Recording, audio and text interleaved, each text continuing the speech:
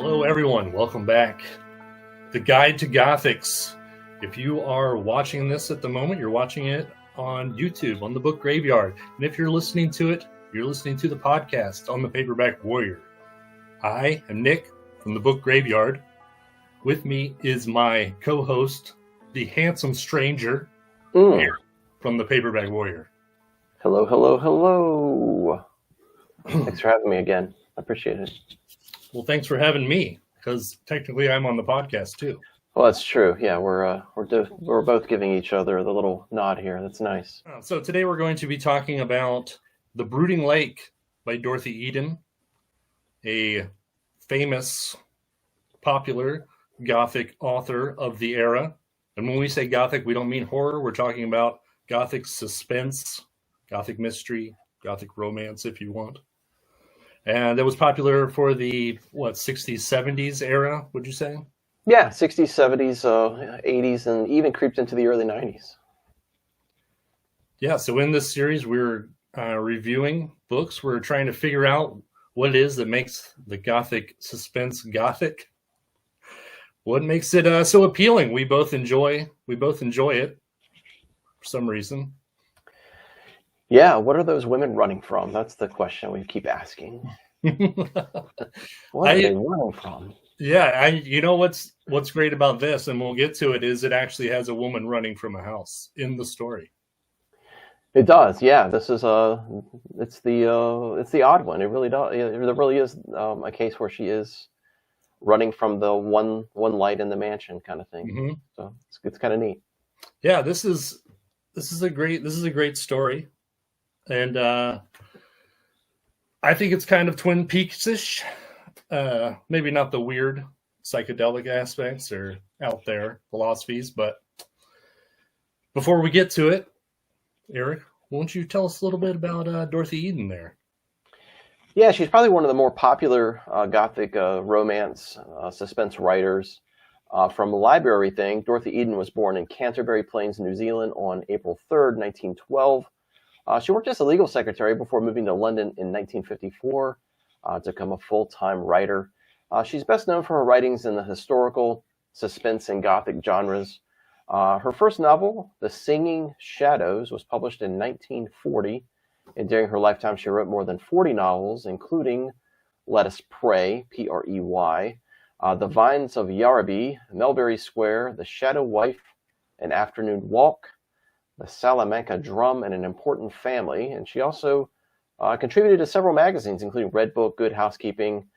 She died of cancer on March 4th, 1982, at the age of 69.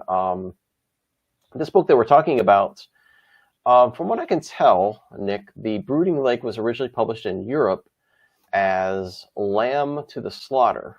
This was in 1953. It was published as a hardcover through MacDonald. It was also published under that same title in 1979 as a paperback through Coronet.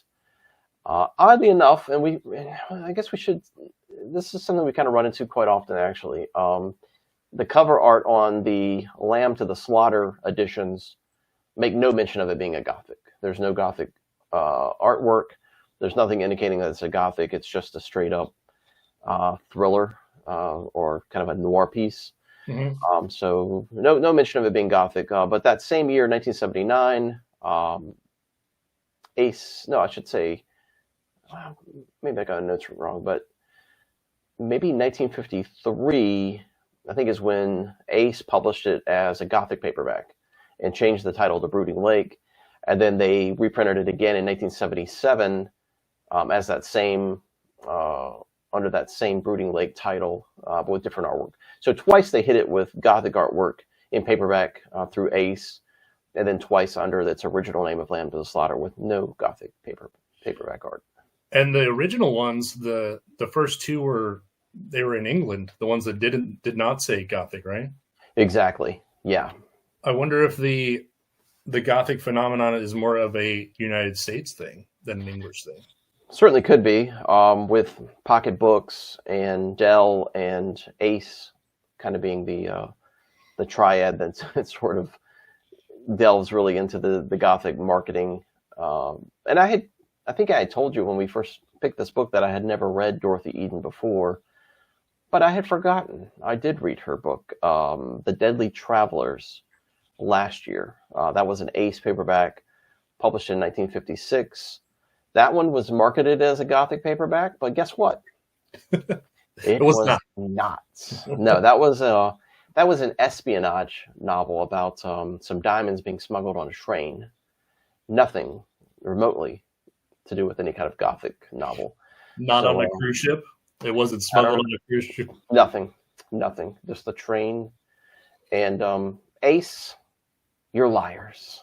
Ace is a liar when it comes to this stuff. They kind of make this stuff up. But was it enjoyable?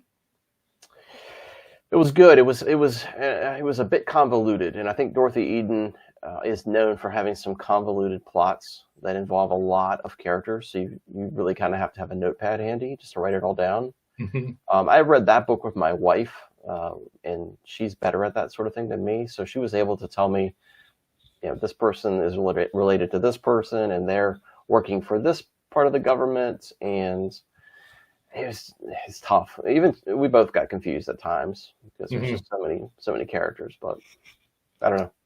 I appreciate the character list on those classic mysteries that they used to do. Yeah, I'm pro that. I wouldn't mind that in more books. How often do you find yourself making notes when you read a book? Always, but only because I do the channel. If you weren't doing the channel, would you? Never. Okay. Never. Yeah. I just read a book, and I don't know what it was, but I kept a notepad handy, just writing down all the characters. Yeah. Oh, I know what it was. It was The Lost Village. I think I just mailed that to you. The Lost Village. Oh yeah. Yep. If your wife reads that, she'll need a notepad. I've actually gotten used books where someone has written notes of who the characters are, like a piece of paper stuck in the book. Yeah. Well, with that one, the reason why you need a notepad is because it's multiple timelines. So it'd be like now then. The chapters fluctuate between time periods. Yeah, wow. So there's characters in two different settings that you have to keep up with. Wow, yeah, that makes you want to go read an executioner book, man. Yeah, right. Something. Right. You don't have to write anything down there. No. Yeah, and the few characters that you do have to write down, Mac's going to kill them anyway. So yeah.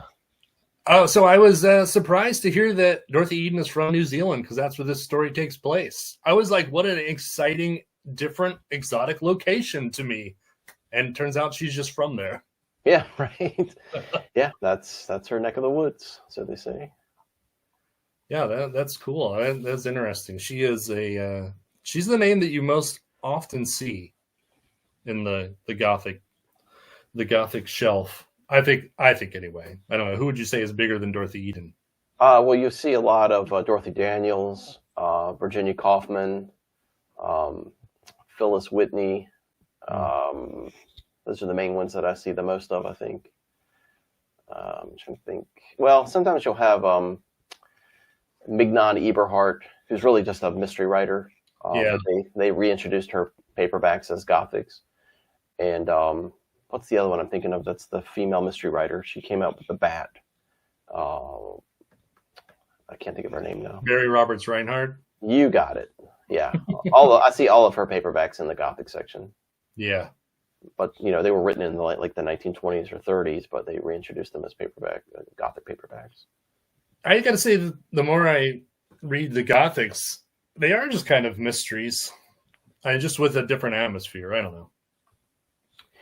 Yeah, they are mostly mysteries. The ones that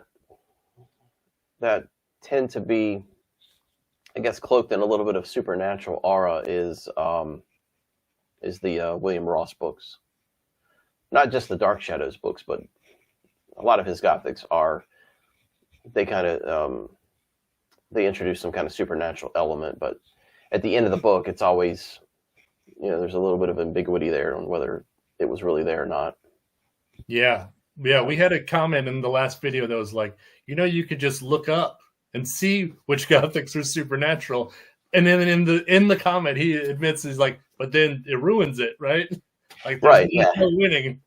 Yeah, I don't want to do that. I don't want to do that. Yeah, it would ruin the supernatural aspect if you knew it really was supernatural.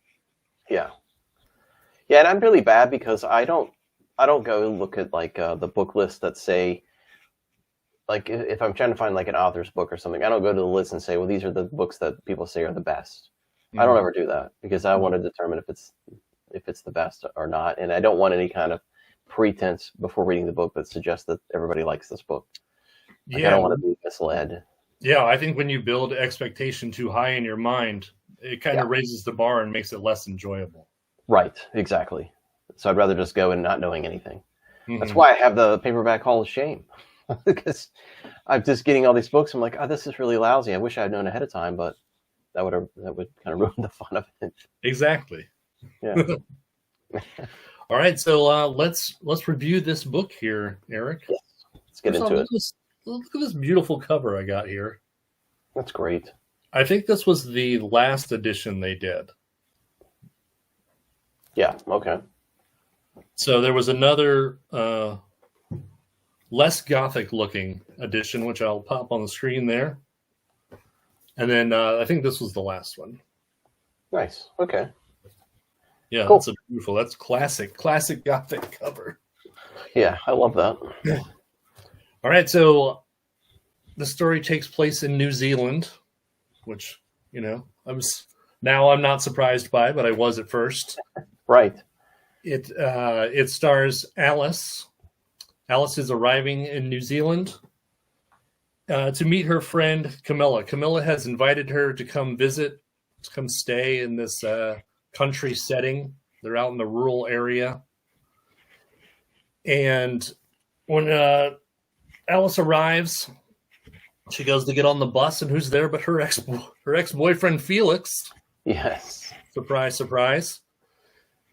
And Felix is someone that she was in love with who dumped her. And so she's not too excited to see Felix. Right. And he's taking her out to Camilla's house, which means that he's probably there and he has an interest in Camilla. They all had known each other because they were actors and they put on plays. Felix was the producer, director, and Camilla and Alice were the actresses. Little backstory there. And so Alice goes to the cabin where Camilla is working as a teacher in this small town. And Camilla's not there. Felix leaves. He goes back to the bus. She's there all by herself. She goes inside through the open window, breaks in. And there's a hungry cat. And then there is a bird, one of those talking birds. Yeah. And the bird is screeching, "Go away." Ominous warning. The bird with the ominous warning. Yeah. Alice goes upstairs to look around, and she hears someone downstairs. And at first she thinks it's Camilla, but there's kind of a huge ruckus, and then she hears the person running out the door. So she surprised someone. So she's scared. She's alone in this rural area all by herself in this shanty cabin where the water leaks through the roof because it's raining. There's hungry cats meowing and birds yelling, "Go away." So not a warm welcome for Alice. No. So Felix shows back up. He is like, oh, Camilla was into the dudes. She had many interests, many male interests. Yes. So she's probably just out with one of them. It's not a big deal. And Alice thinks this is strange. That's not really her personality. She sees a note on the calendar that says, "Meeting with D, he's so impetuous." So I think right there was the first hint of Twin Peaks that I saw, because like in Twin Peaks, they have Laura's diary and she says, meeting with Jay at 3 or whatever, and they have to figure out who this Jay is. And Laura also dated a few guys at the same time. So we have Camilla missing. And I mean, we don't know. Maybe she's dead. Maybe she's alive. Who knows? Yeah. Eric, let me ask you this. Yes. I wrote you a letter. I said, Eric, come visit me, my house in Ohio, and you show up, and I'm not here, even though I texted you. I'll see you at 3, buddy. What are you gonna do?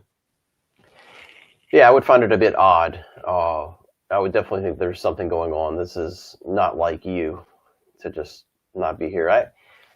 And I've got a couple thoughts on this first chapter. Mm-hmm.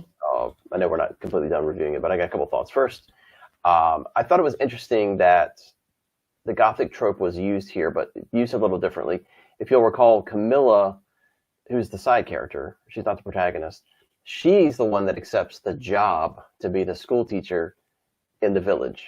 And I think at the beginning it said that Camilla had just moved there maybe like a month or 2 ago, maybe 3 months ago. So she was the one that accepted the job, and that's normally what the protagonist gets in the Gothics is, except as we talked about last week or the last episode, becoming a teacher, becoming a babysitter of some kind or nurse or something like that. But Camilla's the one that ended up getting the job in town to be the teacher. The other thing was kind of interesting was when Alice was in the house. I thought it was really spooky that there's nobody there, but then she also hears footsteps as if someone just left the house and is leaving. So I was like, okay, they've done something to Camilla, and now they're trying to like hide something in the house or cover up something. And then you had mentioned to me earlier that Twin Peaks also used a bird or something, like some kind of ominous warning from a bird or something. Yes, right? yes. There's when Laura's getting killed in Twin Peaks, there's a bird with a message. Interesting. It kind of makes me wonder if David Lynch read this book. You know, and I know, and I don't want to sell the Twin Peaks too hard because it's not as wacky. It's more just like the beginning of Twin Peaks when it's sort of just a regular mystery before it gets into the Black Lodge and all that. Got it. Okay. Carry on. So while Felix is there, Dundas, the neighbor, shows up. Yeah. He has the first initial of D. There's our first D. And later on, in a little while, Alice also remembers that Felix's last name is D and that Camilla used to call him by that last name. Yeah. So Felix is our first D. Dundas is our second D. Dundas is really worried about Camilla, whereas Felix is just like, she's out and about. Dundas is charming, and Alice is like, oh, who's this strange man? He's the tall, dark, and mysterious. Is he tall? I don't know if he is. When they describe him, everything about him, I just imagine a little squirrely guy. I don't know. Yeah. Just kind of like the symbolism there. He's the tall, dark stranger that she doesn't know. But yeah, he lives next door. And yeah, like you said, he's possibly had a prior relationship or hookup with Camilla, for sure. Yeah. Yes. So both Felix and Dundas leave. Alex looks around the house more. She finds a letter that is supposedly written from Camilla that says that she ran off to get married. Sorry, I'm not here. I'm off getting married. And Alice is like, oh, well, that's not even really her handwriting and not her personality. So that's probably not true. So there's some suspicious things going on here. Yeah, most definitely. I wasn't really sure. The first chapter, I was like, okay, Camilla's probably dead, and this book is going to be an investigation into her whereabouts, what's happened to her. But then as we get further into the book, there's little hints here and there that Camilla's alive and well, and she's perfectly fine. Yeah, she's fine. Don't worry about it, Eric. She's okay. Right. It's almost like how you said the trope of Camilla goes there to get the job. It's almost like she was the original Gothic that didn't turn out well. Yeah. It's like the story could have actually been about her. Mm-hmm. She was the original Gothic story here. What we're getting is the cleanup, the investigation into. It's interesting. I never really thought about it that way, but you're right. Yeah. It's when Gothics go wrong. Right. Yeah. Poor Camilla. But maybe she's alive. I wanted to let you all know we're not going to spoil the end of this one. We're not going all the way to the end. We're going to leave it open. Yeah. This is a pretty enjoyable little mystery. Yeah, I think people should read this and find out the ending for themselves. So the next morning, Dundas has invited her over. She goes next door. I guess they live right next door. And Dundas has a daughter named of Margareta, who is shabby. She dresses like a poor person. I don't know, like a homeless person. The way it's described is so ridiculous that she really dials it in. Yeah, she's dressed distastefully compared to like some of the others. And she is not friendly. She's not friendly, and she just seems to be almost the maid, like barely his daughter. Yeah. Alice is not. She notices it, but she doesn't really care. She's kind of charmed by Dundas, and they notice that he has a lot of little figurines around. Yeah. He's a collector of objects, I guess. Yeah, he's kind of like a bit of a hoarder.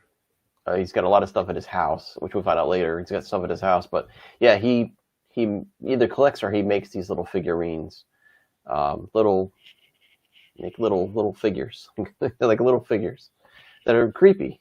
Yes, and the daughter is not into it. She's not into that stuff. No.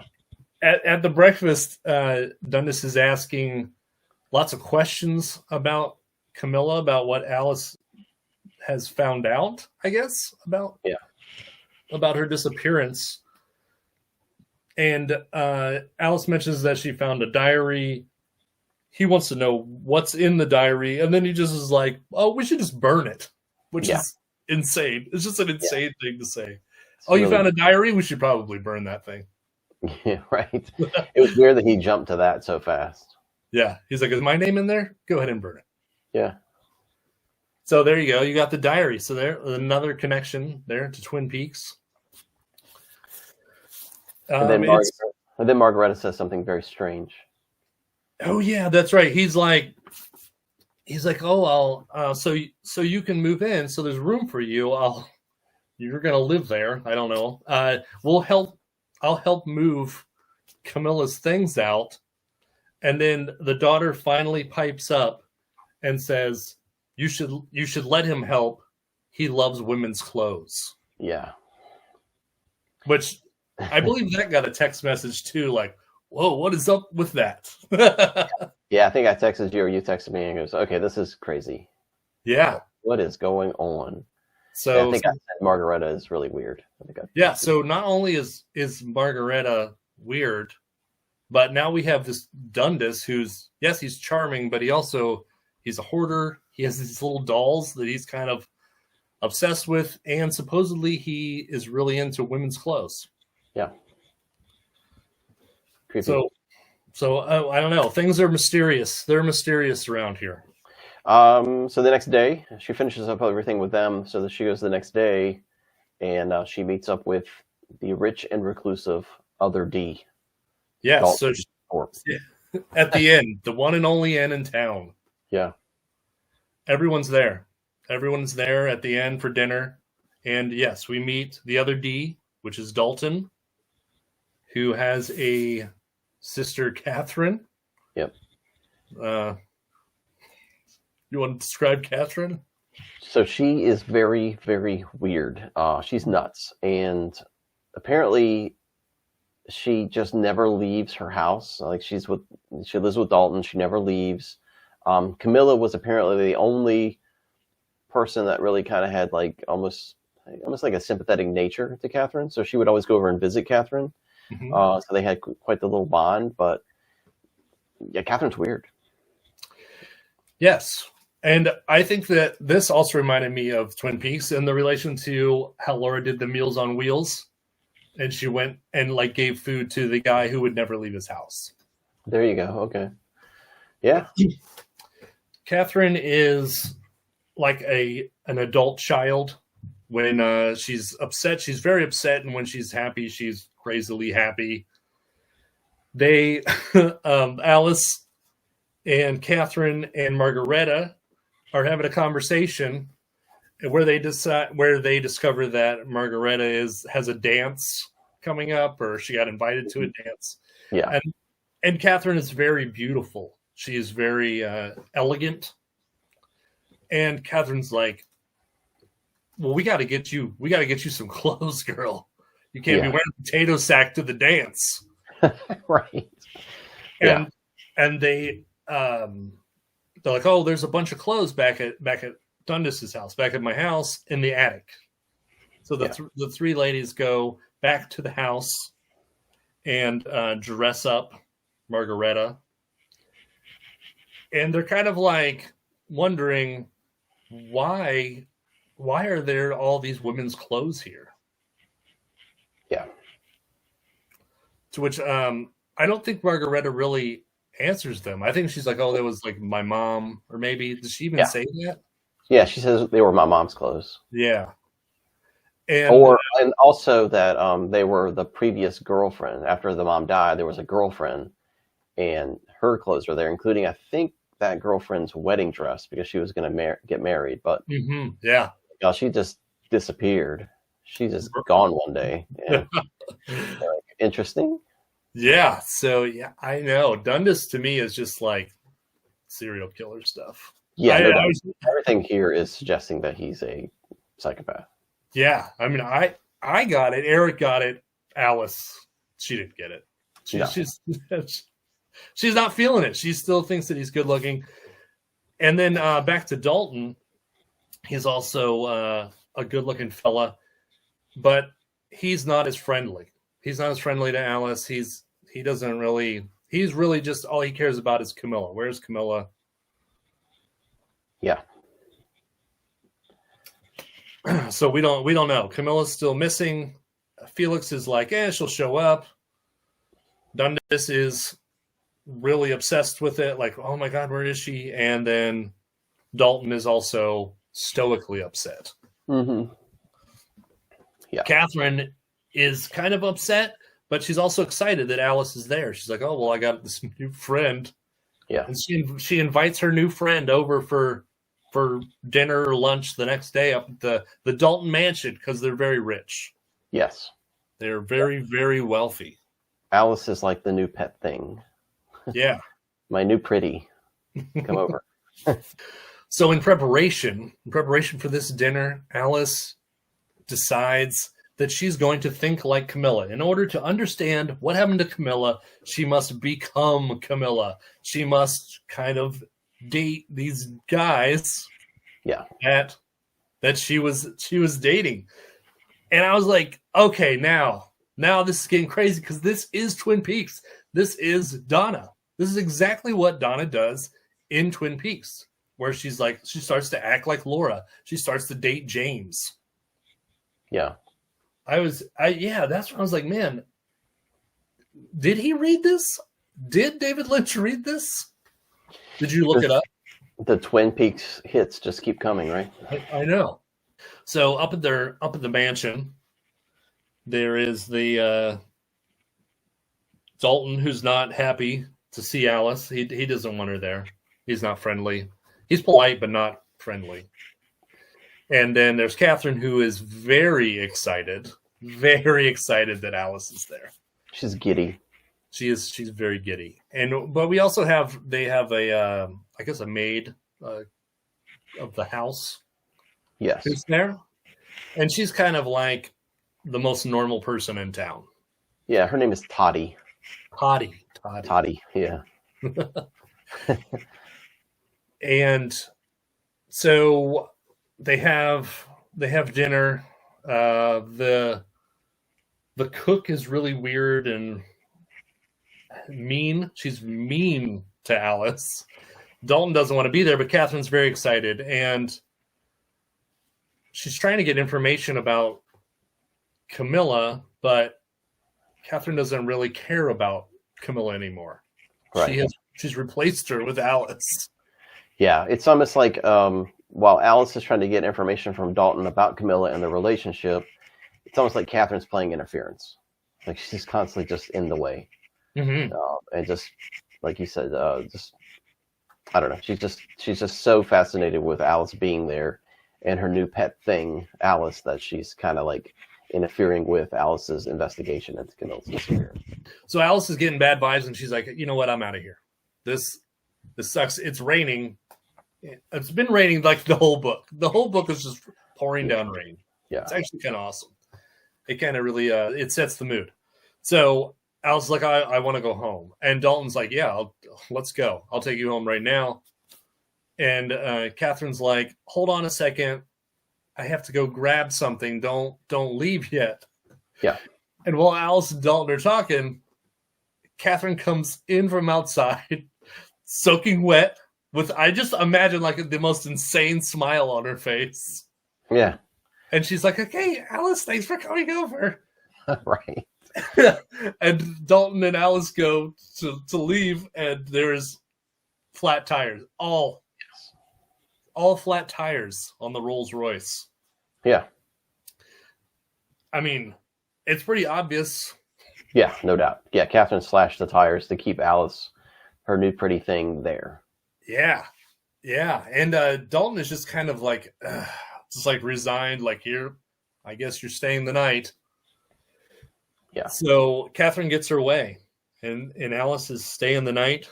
They show her to her room, which is just like the worst. I wouldn't care that it was raining. I'd be like, I'm out of here. Yeah, I mean, you got to think about it. Camilla's missing. She's in this strange. Alice is in this strange village with strange people that she doesn't know. She's just had her tires slashed, and she probably knows that Catherine did it. And now she's being ushered over to a bedroom where she's going to have to spend the night with these crazies. Oh, man. In this rainstorm. Yeah. Right? I mean, it's from a literary standpoint, I mean, it's great. You know, it is. This was my favorite part of the book. I was so all in at this point. I was like, oh man, what is going to happen? What's going to happen to poor Alice? Yeah. And it is. And it delivers. So she's up in the room, and what did you say her name was? Toddy? Yeah, Toddy's there. She's the maid, and she's getting everything prepared for the bed. And Toddy gives her, she says normal things first, and then on the way out, she's like, you better lock the door at night. And then just scurries on down the hallway. Yeah, if it were me, I would lock this door. And then I was like, this is crazy. Like this is bad. Oh man, so good. So Alice tries to chase her down, and she's gone, and she's like, okay, well, I guess I'll go to bed. Yeah. And in the middle of so she's sleeping, and she has this dream with Camilla in it, and she's like, you help me, and Camilla's like, you got to get out of this house. You got to get out of this house. And Alice wakes up. First off, she didn't lock her door because she thought it would be rude. Yeah, right. Who cares at that point? Yeah. So she wakes up in the middle of the night, and there's really a voice in the darkness in her room. And it's laughing. Mm-hmm. I'm assuming in some kind of evil way. And then the voice says, Camilla is here. Isn't that a joke? And Alice is like, who are you? Like, she's freaking out, and she goes to get up, and she can't get up. Something's holding her back. So someone is holding her down on the bed. Yes. I'm pure panic. This is pure panic mode. Yeah. She eventually can reach over and turn on the light. No one's in the room anymore. And she realizes that no one's holding her down. Someone had just tied her headband, her hair, to the bedstand. Yeah. I read this thing at night, and I was like, this is amazing. This is so creepy. Yeah, at first I thought she was being held down, and they were doing like some kind of sacrifice. I was like, this is some kind of sacrifice. They're holding her down. They're going to plunge a knife in her heart or something. But then it was almost like even more terrifying when you realize that somebody tied her up and left. I know. That was weird. Just someone standing in your room and in the middle of the night, some stranger, is creepy enough, but then they're just like laughing. And then they're like, oh, your friend is here. What does that mean? Is Camilla in the house? Is it Yeah. Camilla? Has she lost her mind? And she's like, in this house, what have they done to her? Yeah. This just opened the door to so many questions. Well, Alice does what I would do. She just gets up and leaves. Yes, she does. Middle of the night, it's raining. I don't care. I'm out of here. Yes, she does. And there we have it. We actually have a woman running from a house in the middle of the night. That's the it. The one light on that was her room. Yeah. Amazing. Yeah. That's going to get high points on the litmus test. Yeah, which we're going to do. She's leaving. She's walking back to her house, and it's thundering, storming, lightning. And as she's walking back, she gets to the yard of Camilla's cabin. And what does she find? Of Camilla's cabin, she finds, this is sad. The bird is dead. Yeah, someone has twisted the bird's neck apparently and killed it. For talking. Yeah. The bird had a message, and they shut it up. And then I think the front cover of your paperback is really the scene that happens here, because a tree falls, and you can see that tree in the background. It falls and knocks Alice on the head, knocks her out, and then she wakes up, and she's at Dundas, his house. Mm-hmm. And she's like, how did I get here? So the doctor comes, and he says that she has to stay in bed or whatever. Days go by, daughter's rude, and Dundas asks Alice to marry him. Yeah. I mean, why not? They've known each other for 48 hours. Yeah, that's the way these books go. You're the love of my life. I've wanted you my entire life. I've known you for 24 hours, 48 hours. And what's your answer, Eric? What do you say to Dundas? Alice says yes. What do you say? I would say no. Yeah. Say, maybe this guy's playing with little figurines. His house is wacky. Potato sack daughter. I don't know. I would say no. Yeah. Ex-wife, dead. You know how she died? Do you remember? Yeah, his ex-wife fell on top of the glacier. So I don't know if we said it, but Dundas is a photographer. Mm-hmm. And so one of his favorite places to shoot is on top of this glacier. So she was up there and apparently slipped and fell off the glacier and died. Slipped through a crevasse. Basically buried alive. Yeah. Oh, what a nightmare. Yeah. So yeah, I would say no, but Alice says yes. Yes. And then we can't tell you the rest of the book because we would ruin it for you. Yeah, so we're going to leave it open there. So you have your suspects. They're all shady. They're all crazy. Yeah. They're all. I don't know. What were your thoughts on the book after reading it? What do you think? I was so into this. I devoured it. I thought it had just wonderful atmosphere, and it was very creepy. Yeah. I mean,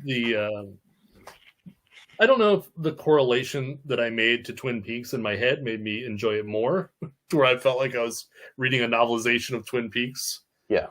Which could be possible. Yeah.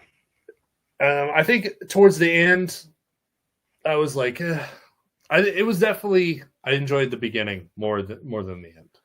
Yeah. Okay. I enjoyed the first half of the book a lot. I was really interested. I was invested. I needed to know what happened to Camilla. That part was a really central to the story. It's the whole point of the book. It's the mystery. I wanted to know what happened to her. Dalton and Dundas were interesting characters to me. I still had a little bit of trouble understanding Dalton and the girl, and then Dundas the girl, because they were kind of running together for me. Like there wasn't enough contrast there to keep them separate for me. So I kind of had to, in my mind, I kept going back and forth, like, wait a minute, who's with who again? But once I got that under wraps. I was able to kind of figure it out. But the second half of the book, like you, it was kind of a letdown a little bit. The end, I think mannequins are really creepy. Yeah. There are mannequins at the end that serve in the finale, but I was a little bit let down at the end. But it was a lot of fun getting there, and I definitely recommend the book. No doubt about it. Yeah, I think that the place that was a misstep was the getting married, and I understand why she did it, but it just everything up until that point made sense, and then you were like she wouldn't. Why would she just say yes to this dude after 48 hours, who's creepy and weird anyway, even though she is attracted to him? It's just not what she would have done. And then not only that, but almost immediately she regrets it. She's like, "Oh, I want to get out of this." Yeah, I thought the author took some liberties with the story, and I don't know. She kind of let the air out of the balloon with the character, with Alice. So I was like, she just kind of deflated Alice. Like, Alice is smart, she's intelligent, she's brave.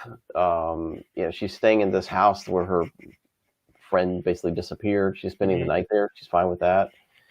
She was okay spending the night with crazy Catherine. Yeah, with the door unlocked. Yeah, so it's like, but then it was kind of underwhelming when she said yes to the marriage thing. It was like, it doesn't really serve a purpose, but overall, this is a good book. I recommend it. I think people should read it. I liked your comparisons to the Twin Peaks. I thought that was cool. It's my second Dorothy Eden novel. This was better than the one that I read before it. And I think I'll probably read another Dorothy Eden book. So, yeah. Would you read another book? Okay. Yeah. Cool. Yeah. No, that was great. It was very Gothic. It was Want to put it to the test? We'll put it to the test. All right, so here we go. The Gothic litmus test, trademark, Nick and Eric. Don't be stealing it, other Gothic podcasts. Yeah. All those other Gothic podcasts out there stealing our ideas. Thousands of imitators. All right, so let's start with the cover art. I guess there's so many different ones. How do we do this? Do we just do... So the Ace version, which is the Brooding Lake, that's what it was published under, I would say is Gothic artwork for sure. Yeah, definitely. I mean, it's gorgeous. Yeah. So, yes. Does the cover art have a woman running from a house, would you say? I guess I don't need to put it up because I'll put it up on screen. Yeah, because my version, she's running from the house. Yeah. So, yeah. There. Two for two. Do we have a light on? Do we have one light on in that artwork? I think so. Let's see. Yeah, there's one light on. Yeah? You got it? Yeah. Mine only has a moon. It doesn't have a light. She's not running from a house. Mine's got the light right there. Well, you know what? We're going to count it. I'm feeling giving today. All right, then we move on to the themes. We got a stranger in a strange land. Yeah, absolutely, most definitely. Yeah, I believe she was from England before she went to. Yeah, she's from London. I have the next one as gaslighting. Is anyone making her feel like what she's saying isn't true?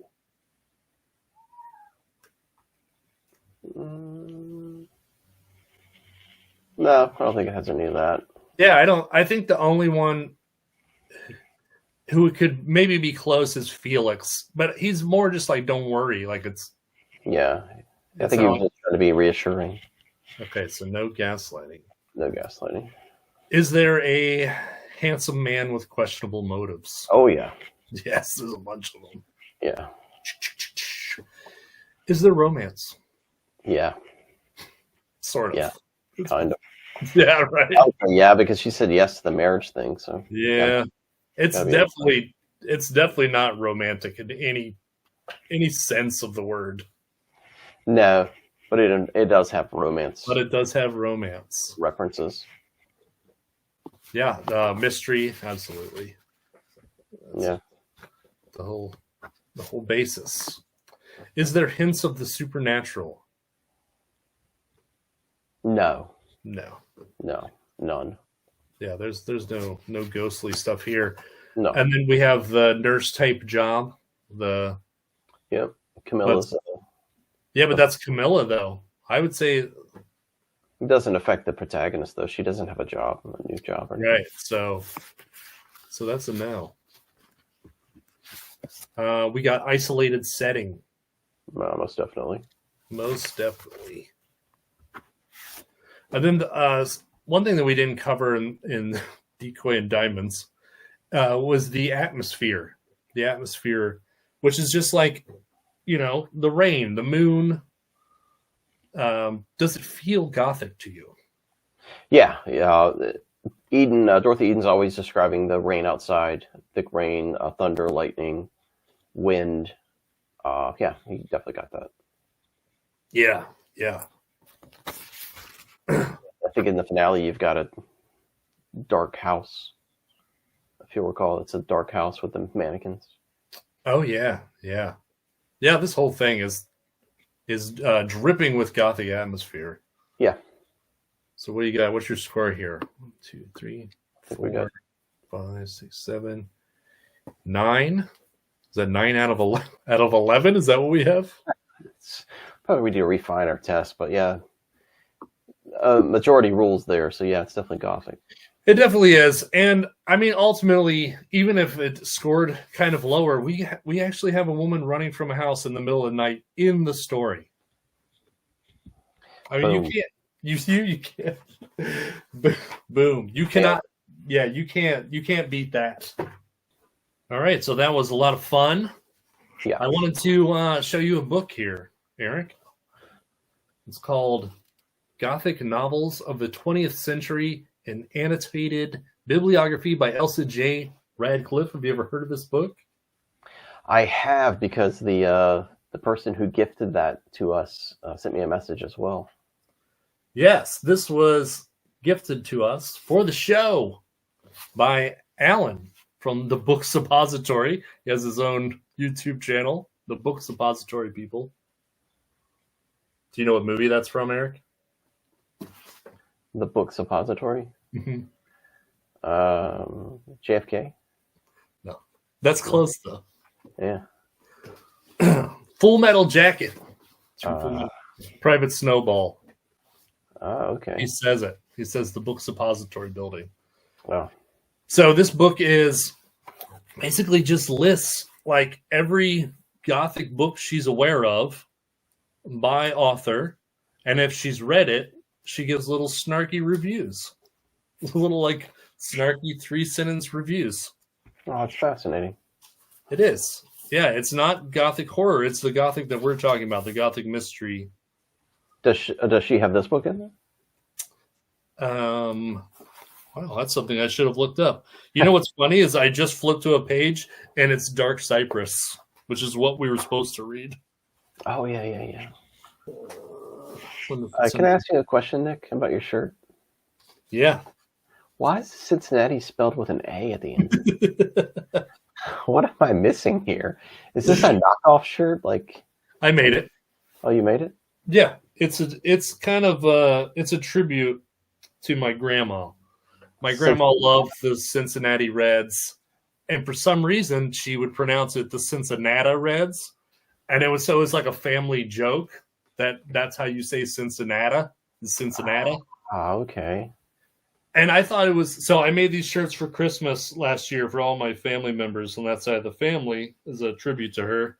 And I watched all the baseball games on YouTube, and it was some game, some World Series or something from the 60s or the 50s. And the Baltimore coach was on, they were talking to him, and he called them the Cincinnati Reds. Really? Yeah, I was like, maybe that's just the way people used to say it. Maybe so. Yeah.